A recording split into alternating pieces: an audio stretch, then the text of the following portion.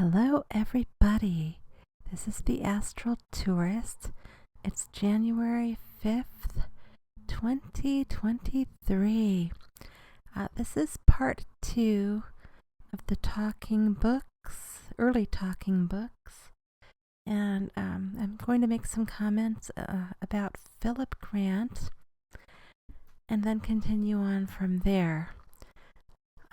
So I've been wondering why, you know what, before we get into it too much, if you haven't heard the first part, please go listen to that first, just so you know what I'm talking about, and so I'm not spoiling anything for you. Okay, so once you've done that, I'm going to rename it to like Early Talking Books Part 1, I think. Anyway, why was he so jovial while I was seeing this huge scene of the fire? You know, I've been kind of racking my brain about that.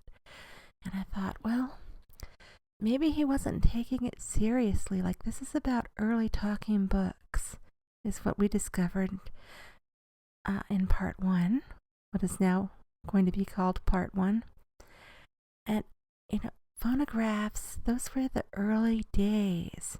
And this is what I saw was basically an Akashic record of an early talking book. So rare. Oh my gosh. And so I'm thinking maybe somebody like dared him to put down some thoughts on the phonograph, you know? Like maybe somebody was like, you know, you should record something on this thing, and he didn't take it serious and he was kind of laughing at it maybe. And so maybe he was chatting it up with somebody. You know, this is all speculation. But maybe he was chatting it up with somebody, I'm thinking to myself, and like they're like daring him to make a recording on the thing. Now also remember, back in that time period, people also thought it could be a kind of a spiritual medium. So there was something mysterious about the phonograph still, you know, and I don't know, maybe in his head he's like, nah, nobody's gonna hear me like 100 years from now or whatever. And then his friend's like, well, you've got to try it to be sure. And then he's like, well, what if it's real and it like goes all the way to heaven or something like that, you know? I'm just thinking to myself out loud, what must have been going on in this man's mind when he made a recording way back in the early days. And so, you know, we don't know.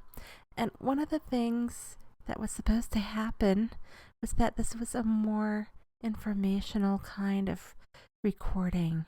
I mean, even to the point they were talking about it being a spiritual thing, like because you're sharing more of yourself.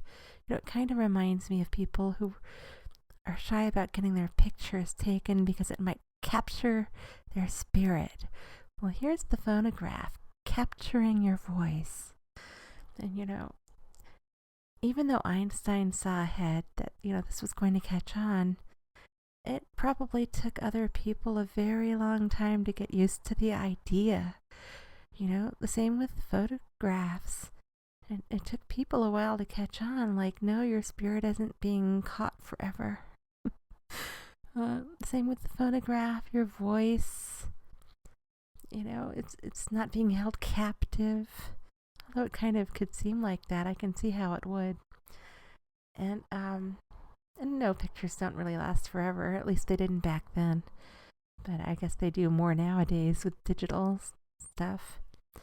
But anyway, it's not capturing your actual soul, just a kind of reflection, right?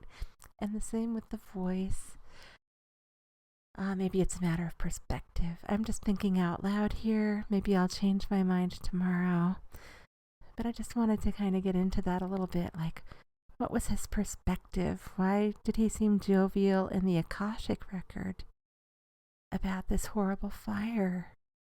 And I think that could be it. Like, maybe he had a jovial personality, and the Akashic record records that, even though the fire was horrible, of course. Um, so just some thoughts. I was thinking out loud to myself. And so moving on, I have tried to open the book again in the Astral. I was like, activate, turn on, Phillip Grant, where are you? I remember you reached up for your top hat. I actually got out of my body. I made the mistake of staying too close to my physical body a couple of times. And then I finally remembered to go outside, and even when my astral body was outside, I still couldn't get this book to turn on again. So I'm thinking, I don't know, maybe it's a one blast show. Maybe you only get one go. I don't know. And I was thinking I probably should give it up. Maybe that's all we get is like the one viewing on a book like this. I don't know. I don't know if that's true. I can only guess. And so I was outside there thinking about it and thinking, well, maybe I ought to just make an intention to return the book. And here's another thing. Remember, I've got to return it specifically to the main Belgium library between 1903 and 1908. And the problem is, nobody told me how to do that. I mean, I can time travel a bit by making general intentions. But I'm not that specific. It would take me months and months. But I figure, it'll work out somehow. So before I actually made the intention to return the book, since he's not talking to me anymore anyway, I guess goodbye, Phillip Grant. I hope to see you again one day, but it's not working right now, right? And I said, you gotta give me something, Phillip. I was like thinking about the book. I couldn't even manifest it, even though I could feel I still had it in the astral. Like, Phillip, you gotta give me something. And so I got this name really clear in my head. And it even sounded verbal. And it was Felix Jones. You'll like him. Okay. Felix Jones. Who the heck is that? I don't know. And I just thought it was really funny that it was so clear. So clear. Felix Jones. So I've done some research on Felix Jones. Yes, I have. And I found a man during the same time period that Phillip Grant was alive, called Felix Jones. And he wrote this incredible memoir of a steam trip to the north of Baghdad in April 1846. And I was just floored, when I was Googling around. There are a couple of Felix's Joneses out there, but in the same time period that Phillip Grant might have known something about him. It's just incredible to me. And this is a very old book that I found online here in the physical.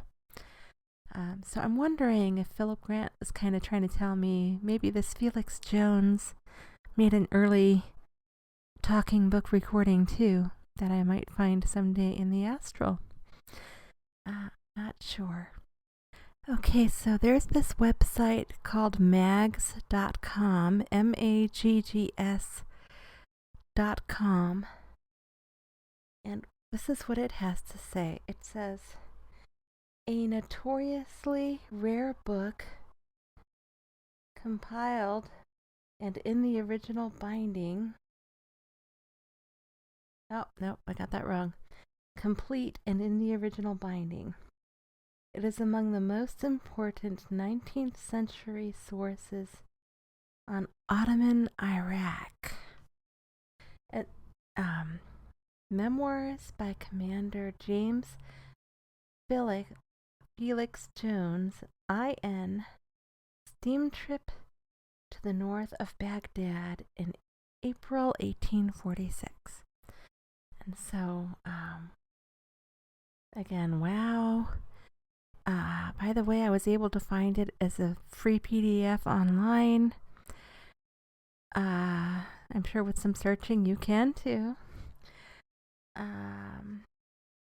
At mags.com, they want $15,000 for this book. So Yeah, definitely just read the PDF if you want to. It comes with some maps. I skimmed the PDF a little bit for a few pages, and this man goes into intricate detail.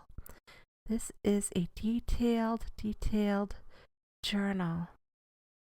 And wow, I did not see any references to like any weird, strange dreams he had, or astral projections, or anything at all like that. But this is the reference that I got from Phillip Grant. So, take it or leave it with a grain of salt. I can only report what I experience, right? And that this was it.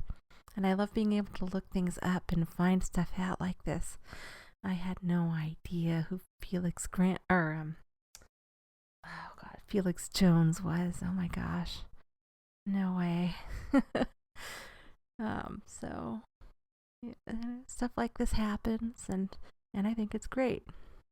Okay, so after that, I had a false awakening. I really felt I had woken up. I wrote down the name Felix Jones on a yellow sticky I had by my bed. For some reason, I couldn't find the white paper I usually keep there. And of course, the reason why was because it was a false awakening, you know. When I actually woke up later, my white paper was there. The yellow sticky note was gone, but that's okay because the act of even thinking about writing it down on the yellow sticky note helped me remember, right? So, yay. I don't know, some time passed. I think I got up and went to the bathroom and went back to bed a couple of times. I've been sleeping kind of hot lately from hot flashes, so, you know, I'm not even sure anymore. I know I was really tired last night, so I slept really well, which usually helps me to astral project a lot sometimes. So the next thing I recall is being in this gigantic library. Oh yeah, I had put out a general intention. It's time to return the book, but I don't know where to go. So, you know, subconscious mind or spiritual mind, you know, lead the way. And I guess it did because I was in this huge, vast library. It was definitely not the lower astral. This is upper astral somewhere. Most of the lighting was purplish pink. There were designs on the floor. It looked like a beige tile floor with pink lotuses, but they weren't in 3D or anything. It was just a floor being a floor. So I was looking around at the bookshelves. I think at some point I must have lost lucidity because it took me a few minutes to try and think, oh, where am I? What is this? This is the upper astral. Lotuses, right. Did I do mantras last night? I mean, these are the thoughts going through my mind. Because sometimes I do mantras, but I specifically didn't. Except for like maybe 2 or 3 or something. I don't remember what it was. I was thinking about doing some, but I didn't get serious about it. So anyway, maybe I should have gotten serious about it. Maybe I would have remembered a few more details. So I'm looking around. It just looks like really tall wooden bookcases in this case. Other times I'm in more electronic looking libraries. Anyway, but these are super tall, like 70 feet tall, all loaded up with books. They weren't glowing white ones like the Phillip Grant one I found in the Astral bookstore. They just look like, you know, regular books with different colors and designs and labels, things like that. And there was this one area right up through the middle. So I floated along that because I was in my usual misty form again. And for a long time I just floated along. I wasn't going super fast. And when I got up there, there were these 3 ladies in what looked like wool coats, only they were like glowing white. So I don't know. I think I was in an astral outreach Akashic Records branch, perhaps, with some northern people from the north looking after it. I'm not sure. One lady had her hair in a nice swept up bun. It was like one of those nice loose buns where your hair never falls out and gets away from you. I can't get away with that. My hair strands are so fine, so that helped me remember her because, she had her hair like that and could get away with it, looking so good. So, I floated up there. They asked me, actually, no, they told me first that this was a special event happening. There would be a lot of visitors who had written some of the books in the library coming, meaning passed on people for the most part. And was I looking for anyone in particular? And I wish I had thought to just ask about this Phillip Grant book, but I didn't. I mean, her asking me about somebody in particular got me thinking about people. And so I was like, it'd be great to see Saint Germain again. I love Saint Germain in the Astral. He's a real character too. She was like, oh, well, Lisa's here. And she said Lisa's last name, but I couldn't quite make it out, so I can't tell you what it was. I think it had S's and T's in it, like Lisa stuttered, Statar or something. I don't know. Lisa somebody. And so she went to get Lisa before I could say, no, I was talking about actually Saint Germain. And somebody else was telepathing, one of the other ladies, about how Lisa had written all these books and channeled Saint Germain and all of this other stuff I wasn't able to keep track of or entirely hear her telepathically. So she went to get Lisa, who was still looking like she's like a mile or two away from me. And then the other lady was in the white wool robe, I guess we can say, was telepathing with her, like, oh, she's really looking just for Saint Germain. And then Lisa was asking a question about if I was even familiar with her work. And the answer, of course, is no. Never knew any Lisa who wrote about a Saint Germain. And so between all of us telepathing and me hearing what I could, we decided that I would not speak with Lisa, which I'm sorry about, but I totally get. Spirits use a lot of energy to communicate with us, and since I wasn't directly asking for her, it makes sense that she wouldn't want to spend the energy that she had with me. And I get that, and no hard feelings, and she seemed really cool. And she was wearing some kind of a purple blouse with flowers or something, and I'm sure to honor Saint Germain.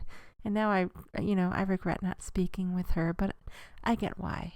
I mean, I didn't ask for her directly anyway, and it takes a ton of energy to come across in the spirit realm sometimes like that. So better she save up her energy for a real true fan.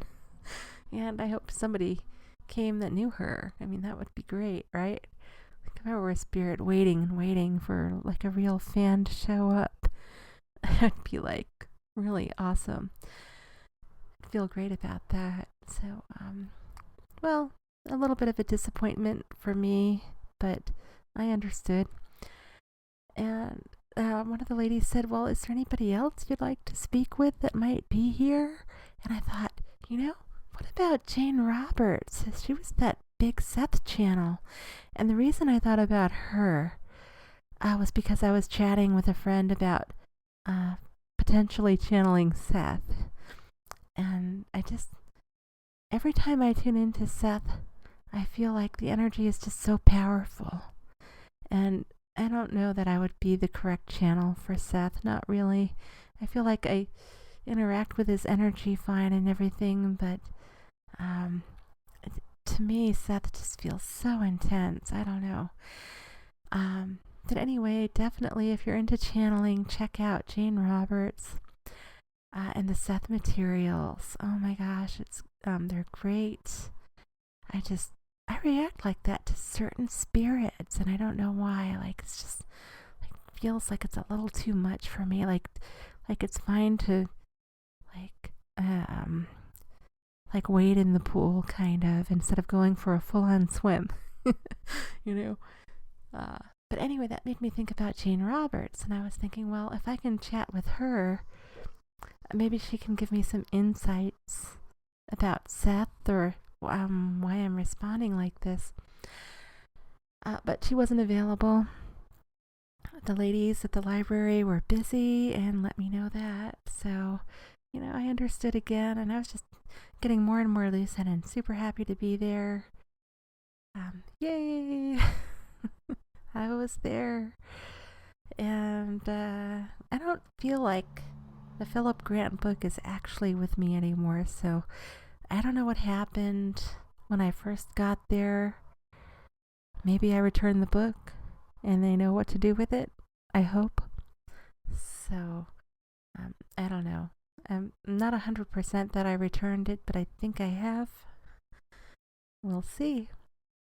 If I suddenly have another astral projection with Phillip Grant, well, no, I did not successfully return the book. I then flew around the library for a while. I'm not sure why I didn't decide to check out one of the books, but I was just focused on flying around, and one of the walls was super transparent, and I saw there were 3 suns outside. What looked like 3 suns, and they didn't look like our sun at all. They were again that same purplish pink color. They were in different positions in the sky and much dimmer than our sun. But between the 3 of them, they really lit up wherever this was. This place's purple pink sky. I didn't notice any clouds. It was just kind of dim, like our kind of twilight, only purplish pink twilight. I don't know if it's like that there all the time, or if that's just what I observed. I did not see any landscape. When I went outside, I faced on through the wall. I went out there in the air. I looked at the suns. I did a panoramic 360. And when I was trying to find the library again, it just looked like a faint silver outline, kind of in a geometric pattern. And I had this internal knowing that's the library, all right, but I don't think anybody would see it unless they were looking for it. You'd kind of have to already know what to look for if you're actually in the airspace there instead of just phasing into it. And I don't remember how I got there, so I can't help anybody with that one. For all I know, it's on another planet. Perhaps, again, it could just be only in a higher astral plane in another planet, perhaps. Hidden away on some faraway world that's unpopulated for all I know. I don't know, but I know I was there. And I'm looking at the suns and I'm thinking I'm pretty low energy, and one of my favorite ways to charge up, here's a tip. You can charge up by using starlight. And of course the sun is a star, and those 3 suns I thought were stars. Now sometimes this is not always the case. Sometimes when I see a heavenly body lit up, it can also be a portal, like the moon can represent the subconscious mind in a dream. Well, in my astral projections, sometimes my mind overlays lights and things to point things out to me, and I just don't know until I go up. And so I began approaching the leftmost sun. There was one to the left, one higher above and looking further, like it was further away, and one off to the right, but not directly horizontal from the left one. I mean, it was kind of at an angle. And the left one looked like it was the closest, possibly. So I approached it slowly. If you are approaching a star in the astral, they can wake you up when you open yourself up to receive the energy. If you open up, I'm not sure how else to word this, but like if you open up too fast to receive the energy too quickly, you can wake yourself up instead of like charging up like a Duracell, right? So you got to be gentle with yourself, and like you approach, you open up a little, you receive the energy. If it feels like too much, you back off a little. Just make the intention to slow down. But in this case, the light was warm. It felt good. I was opening up, but still approaching very slowly. And almost before I knew it, I was right inside there. It just felt so good. And I saw like a picture of a star, but it was white. And it was, I'm trying to describe this, like a lines forming at the same time in a geometric pattern. Like a cross at first, but then more like a star. And I just phased into it, even though I was already inside it. And so at that point, I wasn't sure if I was going to wake up here in the physical or like be phased through to somewhere else because it's a portal. Now, some stars I've discovered act like stars, like I described in the astral, and others seem like this one seemed to have two functions. Like they have all that star energy plus they're an astral portal. And other portals in the astral are not stars. I mean, there can be all kinds of portals. So in this case, I've got a star plus a possible portal, and I will go ahead and spoil it a bit. It was a portal. And I woke up somewhere in the astral, not in the physical. And if you want to find out where, you'll have to listen to my next YouTube sharing.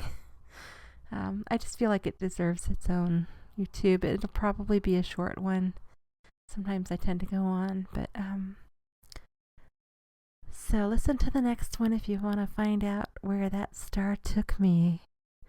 And as for this one, I think it's probably the end of my adventures with Phillip Grant. But I guess you never know. I never got a confirmation from those ladies that I actually returned the book. So I'm going to think that I returned it and we're done. And if not, I'll have another experience later that tells me so. In the meantime, if you would like to find out about the Ottoman Empire, Felix Jones is right where it's at for that. When I was skimming along, and he writes everything down. He got it all. Everything he saw was like, even on a day he was really tired from going through all the channels, he was like, I'm really tired. But he still was going on in his journal. So, I think I'm going to have to read that. And one of the things I was going to ask is, would that make a good asthma, I wonder? Like if I whisper Felix Jones's journeys through the Ottoman Empire. One of the negatives to that idea is that I don't know how to pronounce a lot of the places that he writes about, so I'll just have to kind of, like if I do it as an asthma, I'll have to kind of mumble them or just say them wrong and people can correct me. It's a thought. I mean, it's like more than 400 pages. So I could do, I don't know, maybe 10 or 15 minutes reading through it a day or something. Just an idea if anybody wants me to do that. as an ASMR, like whispered reading. Felix Jones, Memoirs by Commander James Felix Jones. Steam trip to the north of Baghdad in April 1846. I mean, this man, he was really out there having adventures in our physical world in 1846. And he wrote them all down. Okay, well, bye for now, and stay tuned to find out where I phased to.